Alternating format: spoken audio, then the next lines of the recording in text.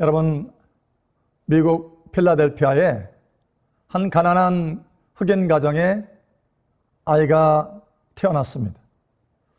이 아이는 나중에 가수가 됩니다.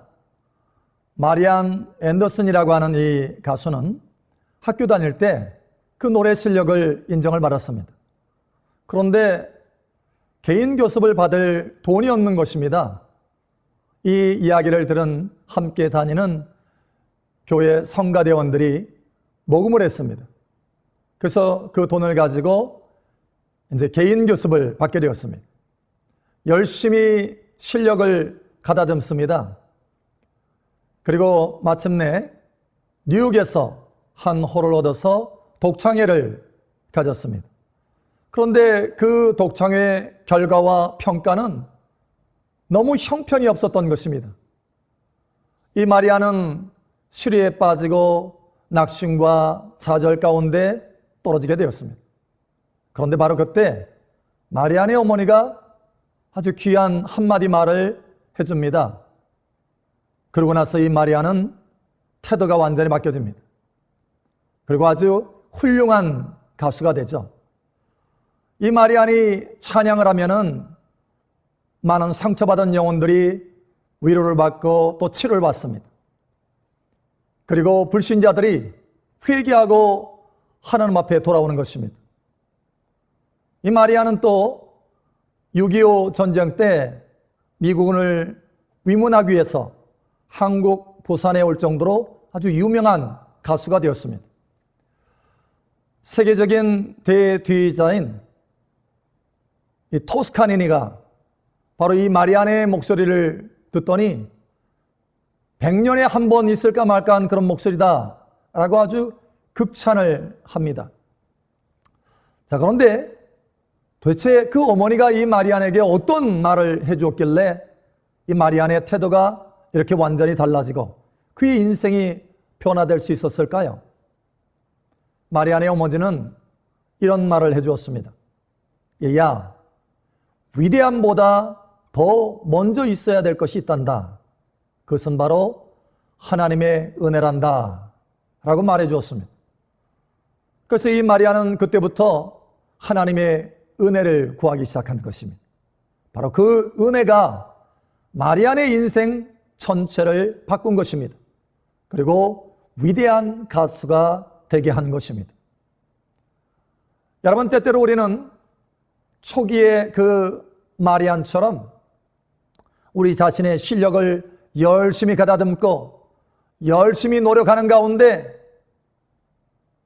정작 중요한 하나님의 은혜를 잊고 살아갈 때가 많습니다.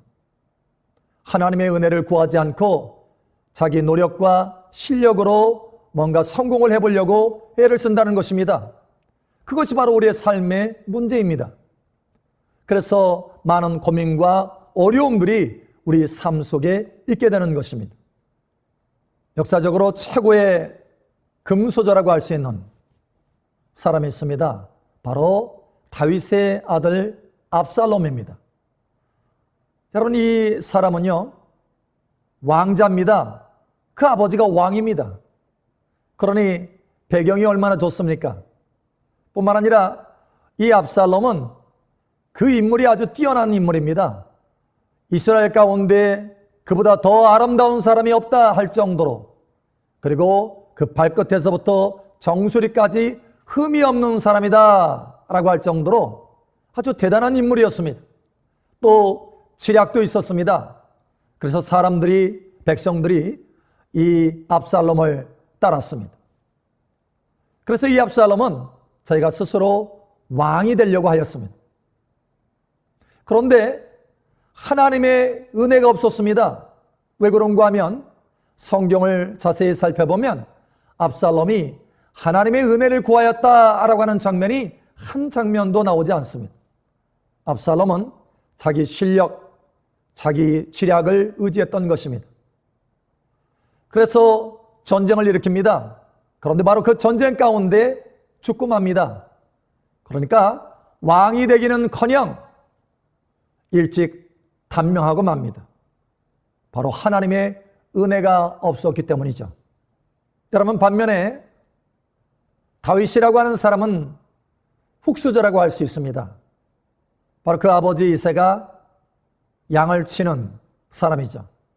그리고 이새에게는 8명의 아들이 있었습니다. 그런데 그 중에 제일 말째입니다. 그래서 사무엘이 이 이새의 집에 와서 그 아들 가운데 축복을 하려고 할 때 바로 이 이새는 너의 형들이나 축복을 받을 수 있도록 너는 저 들판에 가서 양을 치거라 라고 귀에마저도 박탈을 하고 말았습니다. 그래서 이 형들이 사무엘과 함께 잔치상에서 먹고 있을 때 이 다윗은 저 들판의 떼 앞곁에서 양을 치고 있었습니다. 여러분, 그 정도로 귀회가 없는 사람이었고 흙수저였어요. 그런데 하나님의 은혜가 임하니까, 하나님의 은혜가 그의 삶 가운데 부어지니까 그가 왕이 되었다라는 것입니다. 그것도 아주 최고의 왕이 되었습니다. 역사적으로 그보다 더 존경받는 왕이 없을 정도로, 그래서 이스라엘 국기 가운데 다윗의 별이 탁 박혀서 휘날릴 정도로 다윗은 존경받는 왕이었습니다. 도대체 어떻게 그렇게 될 수 있었을까요? 여러분, 다윗은 시편에 보면 하나님 앞에 기도하는 장면들이 나옵니다. 그런데 그 기도하는 장면 가운데 수없이 많은 부분이 여호와여 내게 은혜를 베푸소서, 여호와여 내게 은혜를 베푸소서 라고 하는 기도의 장면들이 참 많이 나옵니다. 다윗은 하나님의 은혜가 얼마나 그의 삶 가운데 귀중한지를 알았던 것입니다. 그랬을 때 하나님께서 다윗의 그 은혜를 구하는 그 기도를 들으시고 다윗에게 은혜를 부어주시되 확실한 은혜를 부어주신 것입니다. 그래서 하나님의 말씀에 다윗에게 허락하신 확실한 은혜다 이렇게 말씀합니다. 여러분, 아무리 금수저라 할지라도 하나님의 은혜가 없으면 하나님이 인정하시는 성공과 승리에 이를 수가 없습니다. 그러나 아무리 흙수저라 할지라도 하나님의 은혜가 임하면 그의 인생이 달라질 수 있다고 하는 것입니다. 하나님께서 승리와 성공을 주신다라고 하는 것입니다. 성경은 우리가 구약 성경과 신약 성경으로 나누죠. 신약 성경은 27권입니다. 그런데 그 신약 성경을 가장 많이 썼다라고 하는 사람이 있습니다. 바로 사도 바울이죠. 이 사람은 원래 이름이 바울이 아니고 사울입니다. 사울 때의 그의 삶은 교회를 세우는 것이 아니라 교회를 핍박하고 무너뜨리는 일들을 열심히 하였습니다. 그런데 그가 갑자기 180도로 바뀝니다. 교회를 무너뜨리는 것이 아니라 나라들마다 다니면서 멀리 선교 지역까지 다니면서 교회를 세우고 무수히 많은 교회를 세웠다는 것입니다. 도대체 어떻게 이렇게 이 사울이 바울이 될 수 있었을까요? 어떻게 이렇게 그 인생이 180도로 바뀌어질 수 있었을까요? 바로 이 바울이 자기 자신에 대해서 이렇게 고백합니다. 고린도전서 15장 10절에 보니까 이 바울이 이렇게 말합니다. 나의 나된 것은 하나님의 은혜로 된 것이라. 이렇게 고백합니다. 그러니까 이 180도로 바뀌어진 이 모든 과정이 하나님의 은혜로 되어졌다는 것입니다. 여러분, 하나님의 은혜만이 우리의 인생을 변화시킬 수 있습니다. 만약에 어떤 사람이 저 사람 왜 저렇게 변하지 않지? 저 사람 왜 이렇게 신앙생활하는데 변함이 없을까? 하나님 앞에 성장이 없을까? 이렇게 생각되어지는 사람들이 더러 있습니다. 사실 그 사람이 저와 여러분일 수도 있습니다. 그런데 여러분, 왜 그런가 하면 은혜의 차이입니다. 10% 은혜가 부어지잖아요? 그러면 10% 변화가 일어납니다. 만약에 90% 은혜가 부어지면 90% 변화가 일어난다라고 하는 것입니다. 여러분 삶 속에 하나님의 은혜로 놀라운 변화가 일어나기를 축복합니다. 여러분, 지금 우리 모두가 코로나 팬데믹이라고 하는 아주 어려운 시기를 통과하고 있죠. 팬데믹이라고 하는 것은 그리스어인데 팬이라고 하는 것은 모든이라는 의미입니다. 그리고 데믹은 사람이라는 의미죠. 그래서 모든 사람에게 영향이 끼쳐진다라고 하는 것입니다. 그래서 전 세계적으로 전염병이 영향력을 끼치는 것, 이것을 팬데믹이라고 합니다. 여러분, 오래전에 전 지구상에 팬데믹이 있었던 때가 있습니다. 바로 홍수 팬데믹이죠. 홍수가 전 지구를 덮었습니다. 그리고 그 대홍수로 인해서 전 지구상에 있는 인류가 멸망을 하였습니다. 그런데 그 가운데 살아남은 사람이 있었습니다. 딱 한 사람. 그런데 그 한 사람 때문에 그의 가족 7명도 함께 살아났어. 8명이 그 팬데믹 가운데 건짐을 받습니다. 보호를 받습니다. 도대체 어떻게 해서 이 사람은 전 지구상의 팬데믹 가운데 건짐을 받았을까요? 바로 우리가 잘 아는 대로 이 홍수 팬데믹 가운데 살아남은 노아의 가정입니다. 노아 한 사람 때문에 그 가정이 건짐을 받은 것입니다. 도대체 노아가 어떤 사람이길래 그 팬데믹을 이길 수 있었을까요? 노아가 실력이 뛰어났어요? 학식이 뛰어났어요? 과학적인 지식이 있었어요? 인물이 좋았어요? 배를 잘 만들었어요? 여러분, 그렇지 않습니다. 성경은 어떻게 해서 노아가 이 홍수를 이길 수 있었는지, 홍수라 할지라도 이 홍수 팬데믹이라 할지라도 노아만큼은 건들지 못하였는지, 그 이유를 성경은 정확하게 말씀하고 계십니다. 성경의 창세기 6장 8절에 노아는 하나님께 은혜를 입었더라라고 말씀합니다. 다른 것이 아니라 하나님의 은혜가 노아를 그 전 세계의 팬데믹 가운데서도 보호하여 주셨다라고 하는 것입니다. 여러분, 오늘날도 마찬가지입니다. 오늘날 이 팬데믹 상황 가운데 하나님의 은혜가 임한 사람은 하나님의 은혜로 보호를 받는다라고 하는 것입니다. 이 하나님의 은혜로 인해서 여러분뿐만 아니라 여러분의 가정도 보호받는 은혜가 나타나기를 예수님의 이름으로 축복합니다. 우리 삶에 우리 자신을 제일 힘들게 하는 사람이 있죠. 누굴까요? 바로 우리 자신들입니다. 우리 자신이 변화되지 않아서 우리 자신의 성깔 때문에 우리 자신이 힘들어할 때가 참 많죠. 언젠가 제가 참 신기한 꿈을 꾸게 되었습니다. 저는 이 꿈을 통해서 참 은혜를 받았습니다. 그래서 이 시간 잠깐 나누기를 원합니다. 꿈에 두 노인이 저를 찾아왔습니다. 그러면서 하소연하는 거예요. 고민을 얘기합니다. 자기들이 열심히 노력해서 변화되려고 애를 썼는데 변화되지 않는 자기 자신들의 모습을 보고 너무 난감하고 실망스럽다라고 하는 것입니다. 바로 그때 제가 그 꿈속에서 그 노인들에게 은혜의 공식이라고 하는 공식 하나를 이야기해 줍니다. 이렇게 말합니다.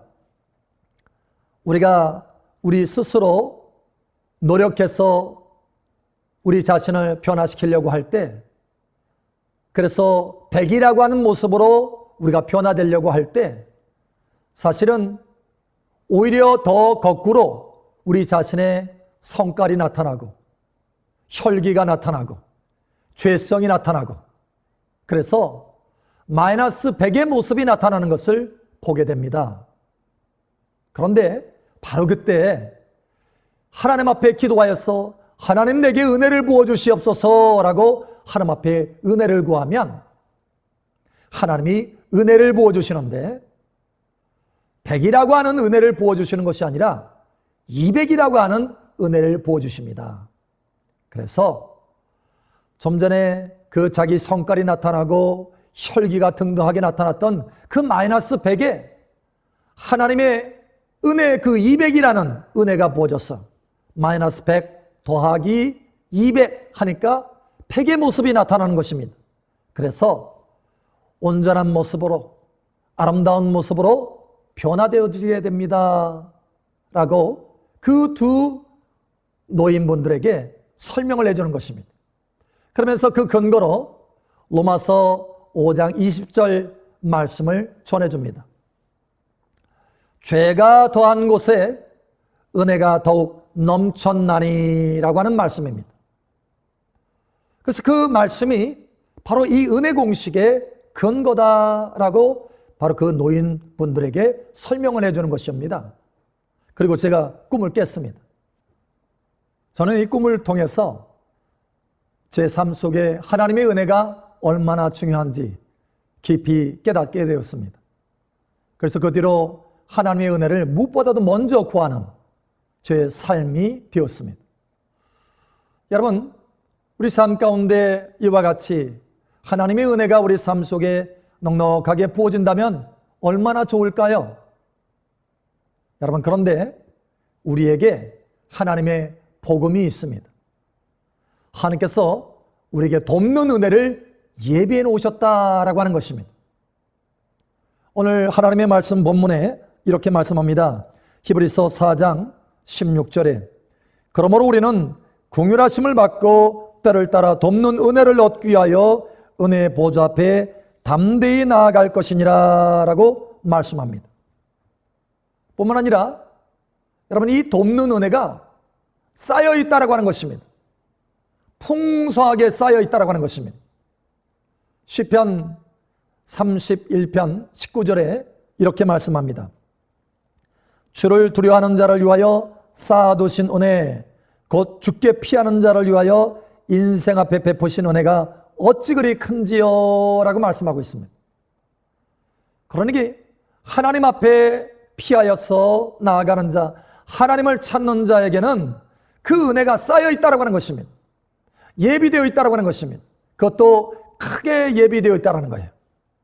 여러분, 하나님은 저와 여러분의 인생을 처음부터 끝까지 아십니다. 저와 여러분의 인생에 무엇이 필요한지를 잘 알고 계신다고 하는 것입니다. 그 하나님이 우리를 위해서 돕는 은혜를, 때를 따라 돕는 은혜를 예비해 놓으셨다고 하는 것입니다. 풍성하게 예비해 놓으셨다는 거예요. 넘치도록 예비해 놓으셨다는 것입니다. 여러분, 이 하나님의 은혜를 구하시길 바랍니다. 그렇다면 언제 우리는 이 은혜를 하나님 앞에 구해야 될까요? 요한복음 11장에 보면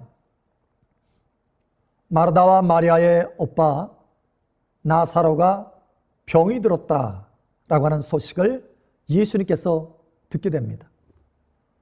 그래서 예수님이 나사로가 사는 베다니로 가게 되죠.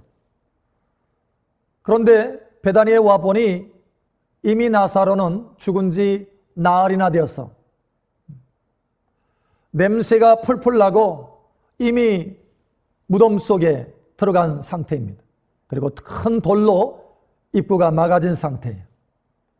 자, 그런데 예수님께서 마리아를 찾아오셔서 마리아야, 내 오라버니가 살아날 것이다 라고 말합니다. 그러자 마리아가 대답합니다. 예, 예수님, 마지막 날 부활의 때에 일어나게 될 줄 압니다 라고 말하는 거예요. 여러분, 사실 예수님은 지금 바로 그 나사로를 살려낼 계획을 가지고 계신 것입니다. 지금 바로 그 은혜를 부어주시려고 계획하시고 베다니로 오신 것입니다. 그런데 마르다의 생각은 달랐습니다. 부활의 때 마지막 날 그때 하나님의 은혜가 부어지겠지. 그때 언젠가 그날 부어질 거야. 이렇게 생각한 것입니다. 여러분, 우리도 마찬가지입니다.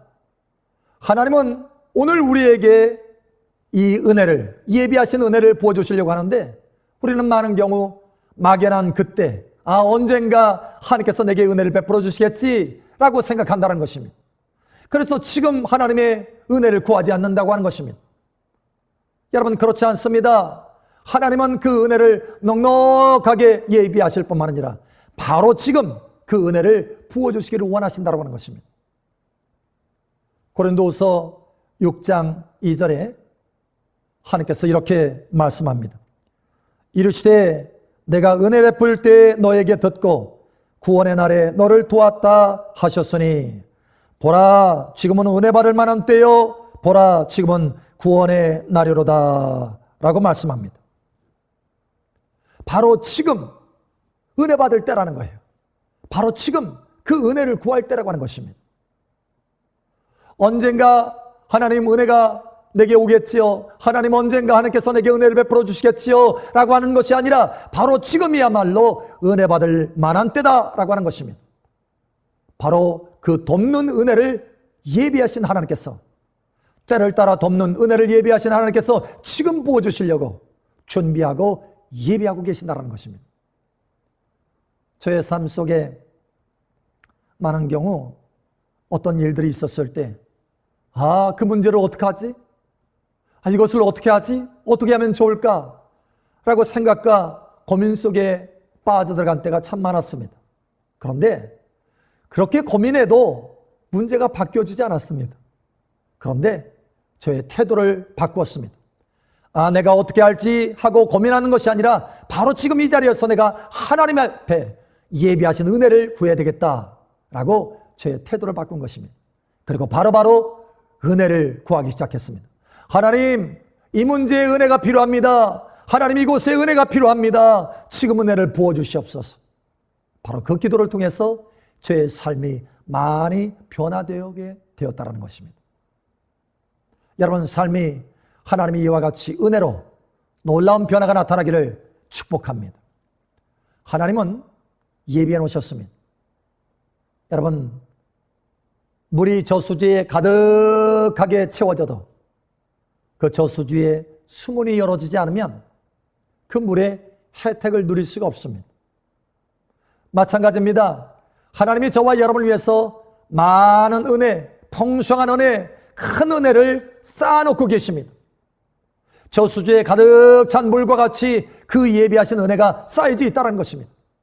그런데 우리가 그 은혜를 구하지 않으면 우리 삶에 그 은혜의 혜택을 누릴 수 없다라고 하는 것입니다. 여러분, 위대함보다, 우리의 노력보다, 우리의 실력보다 앞서야 되는 것이 있습니다. 그것은 바로 하나님의 은혜입니다. 하나님은 그 은혜를 여러분을 위해서 쌓아놓고 계신다라고 말씀하십니다. 오늘 하나님은 우리에게 말씀하십니다.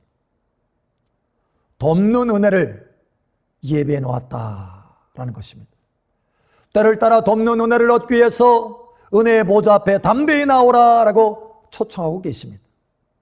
그리고 그 은혜 받을 만한 때는 바로 지금이다라고 말씀하십니다.